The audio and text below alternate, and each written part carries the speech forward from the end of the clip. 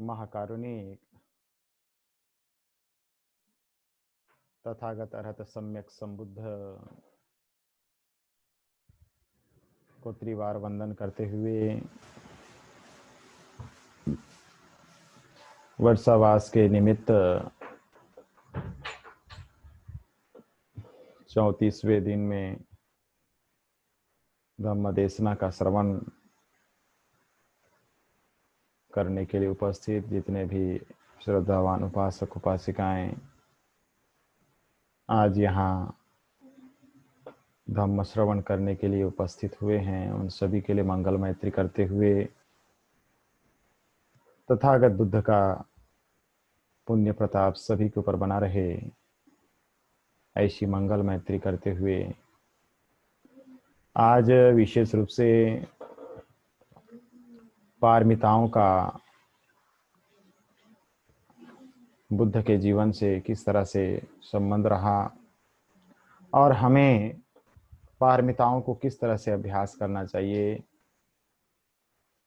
इसके बारे में कुछ जानने का हम प्रयास करेंगे। बुद्ध के धम्म में हम देखते हैं महामंगल गाथा, जहाँ पर एक सूत्र प्रथम सूत्र आता है, महाकारुणिको नाथो हिताय सब पाणिनं पुरेत्वा पारमी सब पत्तो संबोधिमुत्तमं एतेन सच्च वज्जेन होतु ते जय मंगलम्। जयंतो बोधिया मूले सक्यानं नंदिवर्धनो एवं तवं विजयो हो हि जयस्व जय मंगले। अपराजित पालंखे सी से पठ विपोखरे अभिषेक सब बुद्धानं अग्गपत्त प्रमोदति। सुनखतं सुमंगलं सुपभत्तं सुसितं सुखनो सुमनो होतो च सुहितं ब्रह्मचारिषु। पदाखिनं कायकम्मं वाचा कम्मं पदाखिनं मनोकम्मं पनिधिते पदाखिना पदाखिनानि कत्वान लभन्ते पदाखिने। बुद्ध का धम्म जहाँ तक हम देखते हैं पारमिता का जो संबंध है, दो शब्दों को इसको लेकर के हम इसको समझ सकते हैं। एक है पारम यानी दूसरा किनारा, और दूसरा है मिता जिसका मतलब है जाना, एक से दूसरे किनारे की ओर पहुंचना, जाना, जिसे हम बोधि ज्ञान कहते हैं, जिसे हम निब्बान कहते हैं। एक ऐसा किनारा जिस किनारे को हम हासिल करना चाहते हैं, पाना चाहते हैं। हम अपने जीवन में सुखी होना चाहते हैं, सफल होना चाहते हैं। इसके लिए तथागत का जो धम्म, जो आर्य अष्टांगिक मार्ग को हमें प्रशस्त करता है, आर्य अष्टांगिक मार्ग हमें दुखों से बाहर निकलने का मार्ग हमें प्रशस्त करता है। यदि हम उसके अनुरूप अपने जीवन को बनाने का काम करते हैं, उसके अनुरूप हम अपने आप को चलाने का काम करते हैं, तो इससे हम इस दुख चक्र से पार हो सकते हैं, भव चक्र से पार हो सकते हैं, और बोधि ज्ञान को भी पाया जा सकता है। पारमिता जहां तक देखा जाए तो बुद्ध के धम्म में 10 पारमिता बताया गया। सुत्तों में देखा जाए तो दानं च शीलं च नेखम्मं पय्या विरियेण पय्यमं खन्ति सच्च अधिष्ठानं मेत्तुपेक्षति मेदसं। बुद्ध के धम्म में जो पारमिता बल बताया गया, पारमिताएं बताई गई, जो व्यक्ति को दुखों से पार कर देता है, दुखों से बाहर निकाल देता है और वह विमुक्त हो जाता है, तो वो अवस्था जो है 10 पारमिता तथागत बुद्ध के धम्म में हमको देखने को मिलता है। इसमें से आज हम दान पारमिता के संबंध में जानने का प्रयास करेंगे। दान पारमिता, पहला जो पारमिता कही जाती है दान पारमिता, दूसरी जो पारमिता कही जाती है शील पारमिता, तीसरी पारमिता कही जाती है नेकखम्म पारमिता, चौथी पारमिता प्रज्ञा पारमिता, पांचवा वीर्य पारमिता, छठवां खंति पारमिता, सातवां सत्य पारमिता, आठवां अधिष्ठान पारमिता, नौवां मेत्ता पारमिता, 10वां उपेक्षा पारमिता। इस तरह से 10 पारमिताएं बुद्ध के धम्म में हमको देखने को मिलता है। आज हम दान पारमिता के संबंध में जानने का प्रयास करेंगे। दान पारमिता बुद्ध के धम्म में किस तरह से है। जहां तक देखा जाए तो बुद्ध के धम्म में दान का एक विशेष महत्व कहा गया। बुद्ध कहते हैं धम्मं धम्मदानं सब्बदानं जिनाति, सब्बदानं धम्मदानं जिनाति। यानी सभी दानों में श्रेष्ठ दान यदि कोई चीज है तो धम्म का दान करना है। दान जो है 3 तरह से होते हैं। पहला जो दान है वो धम्म दान कहलाता है, दूसरा जो दान है अमीश दान, तीसरा अभय दान। इस तरह से 3 दान, धम्म दान, अभय दान, अमीश दान। ये जो 3 दान हैं, इस तरह से संसार के सभी लोग इस 3 दानों के अनुरूप जीवन जीने का एक उपक्रम में शामिल होते हैं। हम आज जानने का प्रयास करेंगे कि ये 3 दान किस तरह के हैं और इसे कैसे हम अपने जीवन में अभ्यास कर सकें। पहला जो दान है धम्मदान। धम्मदान जो अरहंतों ने, जो बुद्ध का भिक्षु संघ ने, जो तथागत बुद्ध ने आज से 2500 साल पहले जो धम्म संसार के लोक कल्याण के लिए, लोक मंगल के लिए, सभी के कल्याण, सभी के मंगल के लिए, सभी के सुख समृद्धि के लिए, सभी के दुख विमुक्ति के लिए, जहां जहां भी हम देखने को मिलता है, तथागत ने 80-84 हजार सुत्त स्कंधों को देशना के रूप में लोगों को दिया। 84,000 सुत्त स्कंद बताए गए हैं, जिसमें से तथागत बुद्ध की जो देशनाएं थी वो 82,000 और उसमें से 2,000 उनके अग्र शावक महाशावक जो अरहंत भिक्षु थे उन लोगों के 2,000 सुत्त। इस तरह से 84,000 धम्म स्कंद जो तथागत भगवान बुद्ध ने जो प्रथम संगीति हुई, उस प्रथम संगीति में ये एकत्रित किया गया। और वही धम्म स्कंध जो तथागत ने हमें दिया था, वो धम्म स्कंध आज हर किसी के मंगल के लिए, हर किसी के कल्याण के लिए, हर किसी की हित सुख समृद्धि की प्राप्ति के लिए एक सहायक है। जिसे कोई व्यक्ति उसे धारण करे अपने जीवन में तो वह व्यक्ति सुखी और सफल हो सकता है। इसके लिए तथागत ने यही कहा कि सब दानं धम्म दानं जिनाति, सभी दानों में श्रेष्ठ दान यदि कोई चीज है तो वो धम्म का दान है। धम्म दान देना बहुत कठिन है, जटिल काम है। दूसरा जो दान होता है वो अमीश दान। अमीश दान हम देखते हैं कि तथागत बुद्ध ने अपने जीवन में भिक्षा पात्र पकड़कर चारिका किया, भिक्षु संघ ने भिक्षा पात्र पकड़ के चारिका किया, जो उन्हें भोजन मिला उसे उन्होंने स्वीकार किया, ग्रहण किया। जिन जिन उपासक उपासिकाओं ने तथागत को भोजन दिया, औषधि दिया, रुकने का आश्रय स्थल उन्हें दिया, ये जितनी भी चीजें थी अमीश दान के रूप में शामिल कहे जाते हैं। चाहे तथागत बुद्ध को दिया हुआ हो, चाहे तथागत का बनाया हुआ भिक्षु संघ को दिया गया हो, चाहे तथागत बुद्ध के बनाए हुए संघ के अंतर्गत जो अष्टशीलों का पालन करते हैं, आर्य अष्टांगिक मार्ग का अभ्यास करते हैं, शील समाधि प्रज्ञा का अभ्यास करते हैं, ऐसे लोगों के हित के लिए, सुख के लिए जिन्होंने भी ऐसा सहयोग किया है, वो एक प्रकार से देखा जाए तो अमीश दान कहलाता है। तीसरा जो दान है अभय दान।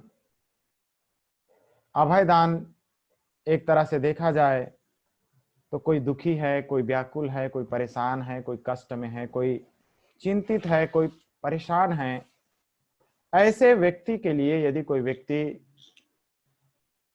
उसकी मदद करता है, उसकी सहायता करता है, उसका सहयोग करता है, उसके हित में कुछ प्रयास करता है, तो कहीं ना कहीं हम देख सकते हैं वह एक अभय दान की श्रेणी में आता है।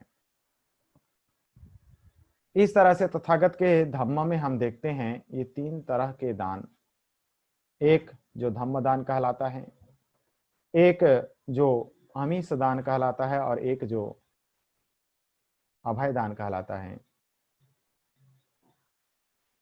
दान का विशेष महत्व आज पूरे बुद्ध के धम्म में हमको देखने को मिलता है, और दान का जो सापेक्ष निरपेक्ष अर्थ यदि और देखा जाए तो दान का मतलब कोई टैक्स नहीं है, दान का मतलब कोई कर नहीं है, दान का मतलब कोई अदला बदली नहीं है। दान का महत्व जहां तक बुद्ध कहते हैं कि दान ऐसा चीज है जो युद्ध के समान है। दान देना और दान लेना ये दोनों ही बहुत ही कठिन है। दानंच युद्धंच समान वाहु, ऐसा तथागत कहते हैं। दान देना और दान लेना ये दोनों युद्ध के समान है। कैसे? क्योंकि दान देने वाला जो व्यक्ति है, वह व्यक्ति दान देने के पहले दान दूं कि नहीं दूं, उसके अंदर भी क्या रहता है? डाउट रहता है, बड़ा चिंता रहती है, बड़ा मन में शंका कुशंका अनेक विचार हो सकता है। लोभ रहेगा तो दान नहीं दे सकता, दोष बुराई रहेगी तो दान नहीं दे सकता, अज्ञानता रहेगी तो दान नहीं दे सकता। उसे लोभ को भी जीतना होगा, दोष को बुराइयों को भी जीतना होगा, और मोह यानी अज्ञानता को भी जीतना होगा, तब जाकर के कोई व्यक्ति दान दे सकता है। यानी दान देना भी एक प्रकार से युद्ध के समान है। यदि वो तीनों चीजों को वो जीत लेता है तब वो दान दे सकता है, या वो दान देने की उसके अंदर क्षमता निर्माण हो सकती है। तो ये जो है दान देने वाले के पक्ष के लिए, दान लेने वाले के पक्ष में भी युद्ध का समान है। जैसे कि कोई दान रिसीव कर रहा है, दान ले रहा है, और उसके दान लेने के पहले राग आ गया, द्वेष आ गया, मोह आ गया, तो वह दान जो है उसके लिए हानिकारक हो जाएगा।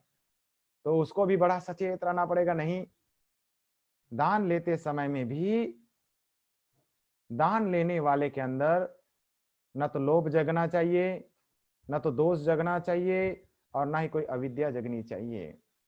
बुद्ध कहते हैं दान लेना और दान देना दोनों एक युद्ध के समान है। इसलिए दान लेने वाले के लिए भी बड़ा युद्ध का पराक्रम कर विषय वस्तु उसके साथ जुड़ जाता है। यदि वह लोभ में फंस जाएगा, दोष में फंस जाएगा, मोह में फंस जाएगा, तो उसे खुद का भी मंगल करना कठिन हो जाएगा। दान देने वाला तो शुद्ध मन से देगा, लेकिन दान लेने वाले के मन में यदि लोभ आ गया, दोष आ गया, मोह आ गया, तो वो दान उसे पचा नहीं पाएगा, उसे फलित नहीं कर पाएगा। इसलिए हमें यह विचार करने की जरूरत है कि हम दान जब दे रहे हैं या दान जब हम ले रहे हैं, तो हमें दोनों चीजों का ध्यान रखना होगा, दान देने वाले को भी और दान लेने वाले को भी, कि मेरे अंदर राग द्वेष मोह नहीं आना चाहिए, लोभ दोष मोह नहीं जगना चाहिए। और दान लेने के व्यक्ति के ऊपर भी, चाहे वह भिक्षु हो, चाहे वह अनागारिक हो, चाहे वह श्रमण हो, श्रामणेर हो, दान लेते समय ये बात को ध्यान रखना होगा कि राग नहीं जगाना है, लोभ नहीं जगाना है, दोष नहीं जगाना है, मोह नहीं जगाना है। अलोभ, अदोष, अमोह की स्थिति बनेगी तो वह जो है उस दान का एक सकारात्मक सही कार्य प्रणाली में उसका उपयोग हो पाएगा। नहीं तो दान का यदि दुरुपयोग होता है तो वह कल्याणकारी नहीं कहलाता, कल्याणकारी नहीं होता। इसलिए हमें जो है तथागत बुद्ध ने एक चीज कहा कि हम यदि दान का संबंध देखें तो तथागत बुद्ध ने दान का जो महत्व बताया कि हमें अपने कमाई का जो हिस्सा है उसमें से चौथा हिस्सा हमें उन कार्यों के लिए सहयोग करना चाहिए, दान देना चाहिए जो संसार के लोगों के हित में काम आए, लोक कल्याण की दृष्टि से कार्य हो और हर कोई व्यक्ति उस दान के बल पर अपने आप को अच्छा बना सके, उस दान के बल पर हर कोई व्यक्ति सुखी हो सके, हर कोई व्यक्ति सफल हो सके। तो वह जो है एक तरह से देखा जाए तो वो दान का कोई सम्यक फल निर्माण हो सकता है। दूसरा देखा जाए तो बाबा साहब ने भी दान के संबंध में कहा कि हमें अपनी कमाई का 1/20वां भाग यानी 5% हिस्सा, यदि हम 100 रुपया कमाते हैं तो हमें कम से कम उसमें से 2 रुपया उसमें सहयोग करना चाहिए। यदि हम इस तरह से पारमिता को पूरा करने का प्रयास करते हैं, अभ्यास करते हैं, तो हम अपने जीवन के जो लोभ हमने निर्माण करके रखे हुए हैं वो लोभ हम खत्म कर सकते हैं, दूर कर सकते हैं। तो इस तरह से हम देखते हैं कि तथागत के धम्म में दान का जहां तक महत्व है तो 3 तरह का दान का बारे में यहाँ विश्लेषण किया गया है। साथ ही साथ दान देने वाले का भी 3 प्रकार बताया गया है। दान देने वाले भी 3 तरह के कहे गए हैं। जैसे कि पहला जो है दान दास, पहला जो है दान दास कहलाता है, दूसरा जो है दान सहायक कहलाता है और तीसरा जो है दानपति कहलाता है। दान दास, दान सहायक और दानपति, इसे भी थोड़ा सा समझने की जरूरत है। दान दास किसे कहेंगे? जो लोग स्वयं जो वस्तु वे उपयोग करते हैं, जो वस्तु का उपयोग उनके जीवन में होता है, उस वस्तु से भी निकृष्ट वस्तु, बेकार वस्तु जो उनके काम की नहीं है, ऐसे चीजों को वो दान देते हैं। तो एक प्रकार से इस तरह का जो दान देने का जो प्रोसेस होता है, यानी अनावश्यक, उनकी आवश्यकता से बाहर की चीजें हैं या ऑलरेडी वो यूजलेस है, उनकी कोई काम की चीज नहीं है, उनका कोई उपयोग नहीं हो रहा है, तो वो क्या करते हैं, उस चीज को दान दे देते हैं। तो एक ये जो है ये भी दान ही है, लेकिन ग्रेट में देखा जाए तो ये दान दास की ग्रेट में आता है। दूसरा जो देखा जाए दान सहायक, यहां जो दान का दूसरा जो विश्लेषण किया गया है कि जो व्यक्ति जैसी वस्तु अपने जीवन में उपयोग करता है, जैसा वो भोजन करता है, जैसा वो अनुकूल जिस तरह का उसका जीवन शैली होता है, उसके अनुरूप वैसा ही चीज क्या करता है, दूसरे को भी वापरता है, दान देता है, सहयोग करता है, दूसरे को भी मदद करता है, दूसरे को भी वो उसी तरह का सहयोग करता है। तो ये जो है दूसरा जो दान का जहां तक महत्व है, यह दान सहायक के रूप में होता है। तीसरा जो है दानपति, दानपति वह होता है जो ऐसी वस्तुएं जो वो अपने जीवन के लिए उपयोग करता है, लेकिन जहां दान की बात आती है तो वह ऐसी चीज को दान देता है जो अपनी जीवन में जो उपयोग करना है उससे भी अच्छी चीज को देने का काम करता है, श्रेष्ठ चीज को देने का काम करता है, कुशल चीज को, जिससे कि लोक कल्याण हो, जिससे कि लोक मंगल हो, जिससे कि लोग में धम्म का प्रभाव बने। तो इस तरह का जो सहयोग होता है वो दानपति का होता है। तो संसार में देखा जाए तो ये 3 तरह के दान देने वाले लोग होते हैं। एक जो है दान दास होता है, दूसरा होता है दान सहायक और तीसरा जो होता है दानपति। दान दास दान देने के बाद बार बार उसे रिपीट करता है, मैंने दान दिया, मैंने दान दिया, मैंने दान दिया। लेकिन दूसरा जो दान सहायक होता है वो देखता है कि कहाँ पर किस चीज की आवश्यकता है और उस चीज को ध्यान में रख करके उसकी कैपेसिटी के आधार पर उसे पूरा कर देता है, तो दान सहायक कहलाता है। और तीसरा जो है दान पति जो होता है, वह मूल चीज को समझता है और मूल चीज को समझ करके ऐसा उसके जीवन में वो परिवर्तन लाने का प्रयास करता है कि वह जो कई पीढ़ियों तक वो कमी ना दिखे। जिस तरह से हम देख सकते हैं बुद्ध के समय में सुदत्त जो अनाथ पिंडक थे, उन्होंने जो दान पारमिता का अभ्यास किया, उन्होंने क्या किया, उन्होंने अपनी संपत्ति से एक जमीन खरीदा और उस जमीन को तथागत को दान दिया, ताकि तथागत यहाँ आए और वे हमें धम्म को उपदेशित करें, धम्म हमें सिखाएं, धम्म का अनुकूल हमारे इस क्षेत्र में वातावरण बनना चाहिए, ऐसा श्रावस्ती के अंदर होना चाहिए। ऐसा सोच करके अनाथ पिंडक जो दान पारमिता का प्रैक्टिस करते हैं, वह एक इस तरह का एक उदाहरण प्रस्तुत होता है। दूसरा हम देखते हैं विशाखा का दान। विशाखा भी दान पारमिता का उन्होंने अपने जीवन में अभ्यास किया। उन्होंने कैसा दान किया, तो उन्होंने जो है तथागत के भिक्षु संघ के लिए चीवर दान की व्यवस्था की, औषधि दान की व्यवस्था की।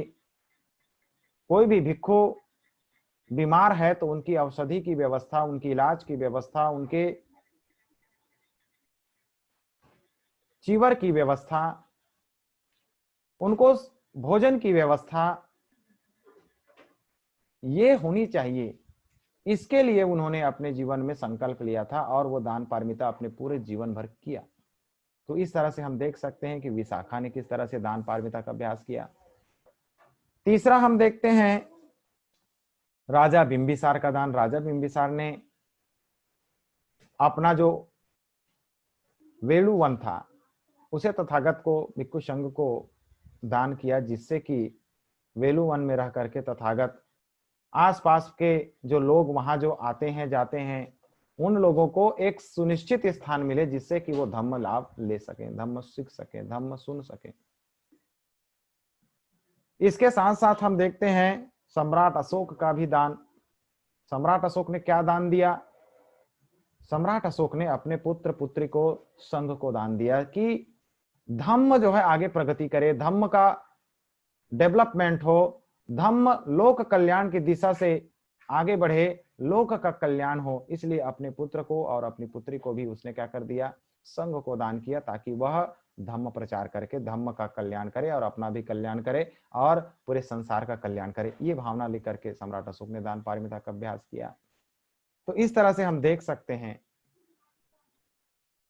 जीवक करके एक वैदराज थे, जिन्होंने वो भी दान दिए। उनका दान कैसा था? वो इलाज करके लोगों को भिक्षु संघ का पूरा जीवन भर मैं सेवा करूंगा, ऐसी भावना लेकर के उन्होंने निस्वार्थ भावना से तथागत और उनके भिक्षु संघ को उन्होंने क्या किया? औषधि से ठीक करने का, बीमार जो बनते थे उनको ठीक करने का उन्होंने अपना परिश्रम श्रम बल से उन्होंने दान पारमिता का अभ्यास किया। इसके साथ साथ हम देख सकते हैं कि हमारे जीवन में भी बहुत सारे ऐसे आज की परिस्थिति में बहुत सारे लोग हैं जो दान पारमिता का प्रैक्टिस करते हैं। कुछ लोग हॉस्पिटल बनाने के लिए दान देते हैं, कुछ लोग स्कूल बनाने के लिए दान देते हैं, कुछ लोग बुद्ध विहार बनाने के लिए दान देते हैं, कुछ लोग पुस्तकालय बनाने के लिए दान देते हैं, ताकि लोक कल्याण हो, लोक मंगल हो, लोग आगे बढ़ें। और कुछ लोग ट्रेनिंग सेंटर बनाने के लिए दान देते हैं, ताकि ट्रेनिंग सेंटर बनेगा तो लोग वहां जा करके धम्म सीखेंगे, धम्म का अभ्यास करेंगे। आज हम देख सकते हैं कि विश्व में अभी भी ऐसे शुद्ध मन, पवित्र मन, शीलों संपन्न जीवन को जीते हुए धम्म का अभ्यास करने का जो है आज भी बहुत सारे लोग हैं जो धम्म का अभ्यास कर रहे हैं, धम्म के अनुरूप आचरण करते हुए अपनी पारमिताओं को पूरा करने का कार्य कर रहे हैं। तो इस तरह से हम देख सकते हैं कि जो दानपति की श्रेणी में और दान सहायक की श्रेणी में जिन जिन लोग आते हैं वो काफी संघ को उन्होंने सहयोग किया है, चाहे वह राजा बिंबिसार की बात हो, सम्राट अशोक की बात हो, अनाथ पिंडक की बात हो, विशाखा की बात हो, सुजाता की बात हो। सुजाता ने भी दान दिया। सुजाता ने क्या दान दिया? सुजाता ने तथागत को जब ज्ञान की प्राप्ति नहीं हुआ था तो उन्होंने खीर का दान किया। तो इस तरह से देखा जाए तो दान अलग अलग श्रेणी में, अलग अलग क्षेत्र में, अलग अलग जगह में एक अलग विशेष महत्व रखता है। बस ये समझ में हमें यहाँ ध्यान रखने की जरूरत है कि दान जो हम पारमिता का अभ्यास कर रहे हैं तो उसमें हमें लोभ जगाना नहीं है, दोष नहीं जगाना है और मोह नहीं जगाना है। अज्ञानता नहीं होना चाहिए, बुराइयां नहीं होना चाहिए, अविद्या नहीं होना चाहिए और आसक्ति नहीं होना चाहिए, अटैचमेंट नहीं होना चाहिए। यदि अटैचमेंट रहेगा तो हम भावना करेंगे, अरे मैंने किसको दान दे दिया, ये दान देने से क्या हो जाएगा। कई लोग मिथ्या दृष्टि में अपने जीवन को रखते हैं और इससे भी कई गुना उनका जो है जीवन उसी मिथ्या दृष्टि में ही चलते रहता है और इससे जो है कोई सकारात्मक जो रिजल्ट आना चाहिए वो नहीं आ पाता। तो हमें जो है विशेष रूप से ध्यान देने की जरूरत है कि जहां भी हम दान करते हैं वहां सकारात्मक कार्य होना चाहिए। दान देना अच्छी बात है, लेकिन दान का सही उपयोग होना चाहिए, सही सकारात्मक कार्य होना चाहिए। चाहे आप भिक्षु को दान दें, चाहे आप किसी अच्छे कार्य करने वाले सिलवान उपासक को दान दें, लेकिन दान का जो पुण्य है तब हमें एक सकारात्मक दृष्टि से अच्छा उसका पुण्य जो प्राप्त है वो तब हमें होगा लंबे समय तक। यदि हमें को इसका लाभ या पुण्य चाहिए तो जो हमने जिस जगह हमने दान दिया वहां पर सकारात्मक कार्य होना चाहिए। जैसे कि हम यदि बुद्ध विहार को दान करते हैं, बुद्ध विहार बनाने के लिए दान करते हैं तो वहां लोग श्रद्धावान लोग वहां वंदना करने के लिए जाना चाहिए, धम्म देशना सुनने के लिए वहां जाना चाहिए। उस विहार के लोगों को भंते जी को वहां रखना चाहिए, भंते जी लोगों के माध्यम से धम्म का लाभ लेना चाहिए। ये जो है एक प्रकार से हम यदि विहार बांधते हैं तो विहार का दान का एक पुण्य इस तरह का होगा। कोई व्यक्ति बुद्ध की प्रतिमा दान करता है तो बुद्ध की प्रतिमा तो दान हो गई, लेकिन बुद्ध की प्रतिमा किस लिए बैठाया गया? शील संपन्नता बनने के लिए, शील संपन्न बनने के लिए, समाधि संपन्न बनने के लिए, प्रज्ञा संपन्न बनने के लिए। इसके लिए हमें वो लाभ हमें मिलता है, वो हम कार्य करते हैं तो वो दान का पुण्य है। नहीं तो हम हर गली मोहल्ले चौक चौराहे में बुद्ध की प्रतिमा, बाबा साहब की प्रतिमा लगाते रह जाएंगे तो इससे कोई भला नहीं होने वाला। भला तब होगा जब हम उनके बताए हुए पथ चिन्हों पर चलने का कार्य करेंगे, अभ्यास करने का काम करेंगे, उनके अनुरूप अपने आप को बनाने का काम करेंगे तो इससे ज्यादा बेनिफिट लाभ हमको हासिल होगा। जरूर बुद्ध की प्रतिमा हो या बाबा साहब की प्रतिमा हो लगाना चाहिए, लेकिन हमें अपने जीवन में उनके आदर्श मार्ग पर भी चलने का हमारा प्रयास होना चाहिए, तो उसका लाभ हमें हो सकता है। तो आज जिस तरह से तथागत बुद्ध का धम्म विशेष रूप से देखा जाए तो तथागत ने लोगों से क्या दान लिया? तो लोगों से उन्होंने भोजन दान लिया और क्या चीज दिया? तो धम्म का दान दिया। बुद्ध का जो संघ है, बुद्ध का जो धम्म है, वो हम देख सकते हैं कि संसार में लोक कल्याण के क्षेत्र में यदि किसी ने सर्वश्रेष्ठ कार्य किया है तो बुद्ध और बुद्ध के बाद भिक्षु संघ ने संसार के मंगल के लिए, संसार के कल्याण के लिए, संसार के सुख समृद्धि के लिए, सभी के मंगल कामना के लिए तथागत और तथागत का संघ ने संसार के हित में काम किया। आज भी संसार में हम ये देख सकते हैं कि बुद्ध का जो धम्म है वह लोक कल्याण की दृष्टि से, लोक कल्याण के मार्ग को प्रशस्त करते हुए हर किसी का मंगल, हर किसी का कल्याण, हर किसी का सुख समृद्धि हर किसी को मिले, ये भावना रखते हुए तथागत का जो धम्म है वह कार्य कर रहा है। तो ऐसे तथागत के धम्म, जिस धम्म के अभ्यास के लिए जिन जिन लोग अपने जीवन को लगा कर रखे हुए हैं, जिन जिन लोग धम्म के मार्ग पर चल रहे हैं, चाहे वह उपासक हो चाहे उपासिका हो, चाहे भिक्षु हो चाहे भिक्षुनी हो, हर किसी को हमें एक कुशल चित्त से जो शीलों का पालन कर रहे हैं, अभ्यास कर रहे हैं, उनको हमें क्या करना चाहिए? सहयोग करना चाहिए। लेकिन ध्यान रखना चाहिए कि हमारे अंदर राग ना जगे, दोष ना जगे, अविद्या ना जगे। हम अपने मन को शुद्ध रखते हुए, पवित्र रखते हुए, शांत रखते हुए, शुद्ध चित्त से हम अपने जीवन को व्यवस्थित करते हुए धम्म का लाभ लें। और धम्म जो दान तथागत ने आज से 2500 साल पहले दिया, वो धम्म का दान आज भी पूरे दुनिया के लोगों में दिया जा रहा है, लोगों को आज भी मिल रहा है। और यह लाभ आने वाले समय में भी धम्म का लाभ मिलता रहे। लेकिन धम्म का लाभ तब होगा जब हर कोई व्यक्ति अपने जीवन में भी अभ्यास करेगा, तो इसका लाभ हर किसी को हो सकता है। तो इस तरह से आज विशेष रूप से हमने दान पारमिता के संबंध में कुछ चीज़ें जानने का प्रयास किया। तो इस तरह से आज की इस धम्म देशना में जो बातें हमने समझी, उस पर हम चलने का प्रयास करेंगे। ऐसी हम अपने अंदर भावना निर्माण करें। आप सभी ने मेरी बात तथागत के धम्म से संबंधित जो दान के विषय में जो बात आपने सुनी, उस दान के पुण्य प्रताप से, पारमिताओं के पुण्य प्रताप से, जिस तरह से तथागत ने अपने जीवन के सारे भव बंधनों को काटते हुए वे बोधि ज्ञान को प्राप्त करते हैं, और उन्होंने लोक कल्याण के लिए यह जो आर्य अष्टांगिक मार्ग है, पारमिताओं का मार्ग है, यही एक निश्चित और सुनिश्चित मार्ग है जो दुख मुक्ति की ओर ले जाता है। इस मार्ग का हम अनुसरण करेंगे तो जरूर हर किसी का लाभ होगा, हर किसी का मंगल होगा, हर किसी व्यक्ति को अपने जीवन में प्रगति और उन्नति प्राप्त होगी। तो ऐसी सभी के लिए बहुत बहुत मंगल कामनाएं। सभी सुखी हों, सभी निरोगी हों, सभी स्वस्थ हों, सबका मंगल हो, सबका मंगल हो, सबका मंगल हो।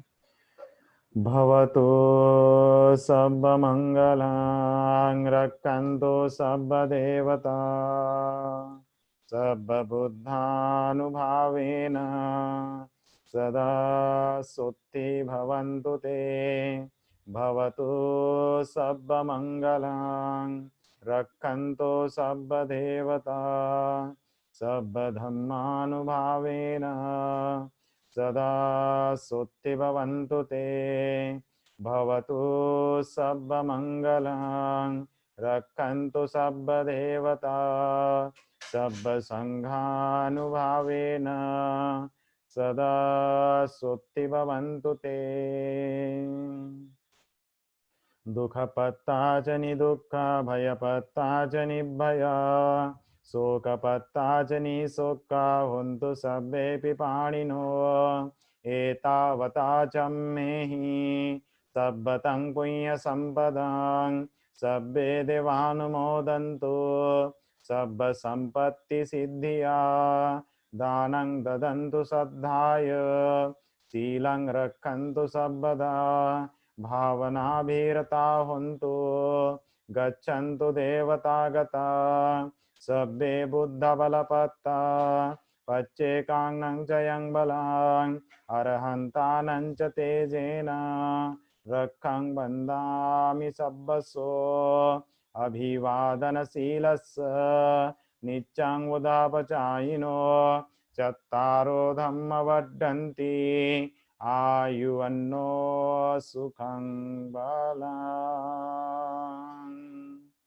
साधु साधु साधु। बुद्धं नमामि, धम्मां नमामि, संघां नमामि। सभी सुखी रहें, सभी निरोगी रहें, सभी स्वस्थ रहें, सबका मंगल हो, सबका मंगल हो, सबका मंगल हो।